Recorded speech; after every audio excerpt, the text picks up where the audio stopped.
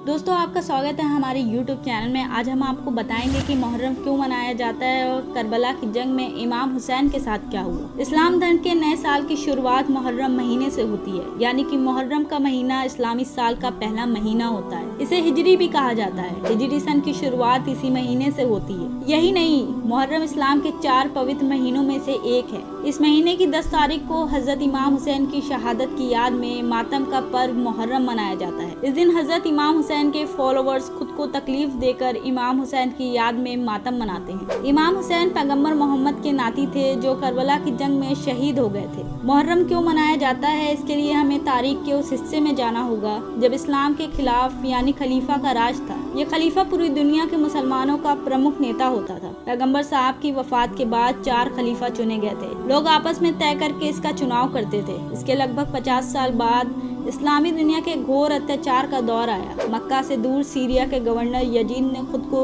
खलीफा घोषित कर दिया। उसके काम करने का तरीका बादशाहों जैसा था, जो उस समय इस्लाम के बिल्कुल खिलाफ था। तब इमाम हुसैन ने यजीद को खलीफा मानने से इनकार कर दिया। इससे नाराज यजीद ने अपने राजपाल वलीद पुत्र अतबा को फरमान लिखा, तुम हुसैन को बुलाकर मेरा आदेश का पालन करने को कहो। अगर वो नहीं माने तो उसका सिर काटकर मेरे पास भेजो। राजपाल ने हुसैन को राजभवन बुलाया और उसको यजीद का फरमान सुनाया। इस पर हुसैन ने कहा, मैं एक भ्रष्टाचारी और खुदा रसूल को न मानने वाले यजीद का आदेश नहीं मान सकता। इसके बाद इमाम हुसैन मक्का शरीफ पहुंचे ताकि हज पूरा कर सके। वहां यजीद ने अपने सैनिकों को यात्री बनाकर हुसैन का कत्ल करने के लिए भेजा। इस बात का पता हुसैन को चल गया और लेकिन मक्का ऐसा पवित्र स्थान है जहाँ किसी की भी हत्या हराम है, इसलिए उन्होंने खून खराबे से बचने के लिए हुसैन ने हज के बजाय उसकी छोटी प्रथा उम्रा करके परिवार सहित इराक चले आए। मुहर्रम महीने की 2 तारीख 61 हिजरी को हुसैन अपने परिवार के साथ करबला में थे। 9 तारीख तक यजीद की सेना को सही रास्ते पर लाने के लिए समझाइश देते रहे, लेकिन वो नहीं माने। इसके बाद हुसैन ने कहा, तुम मुझे एक रात की मोहलत दो ताकि मैं अल्लाह की इबादत कर सकूं। इस रात को अशूर की रात कहा जाता है। अगले दिन जंग में हुसैन के 72 फॉलोअर्स मारे गए। तब सिर्फ हुसैन अकेले रह गए थे, लेकिन तभी अचानक खेमे से शोर सुना। उसका 6 महीने का बेटा अली असगर प्यास से बेहाल था। हुसैन उसे हाथों में उठाकर मैदान करबला में ले आए। उन्होंने यजीद की फौज से बेटे को पानी पिलाने के लिए कहा, लेकिन फौज नहीं मानी और बेटे ने हुसैन के हाथों में दम तोड़ दिया। इसके बाद भूखे प्यासे हजरत इमाम हुसैन का भी कत्ल कर दिया। हुसैन ने इस्लाम और मानवता के लिए अपनी जान कुर्बान की थी,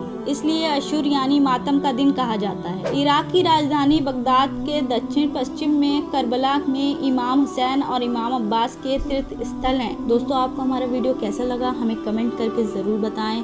हमारे वीडियो को लाइक करें और हमारे चैनल को सब्सक्राइब करें।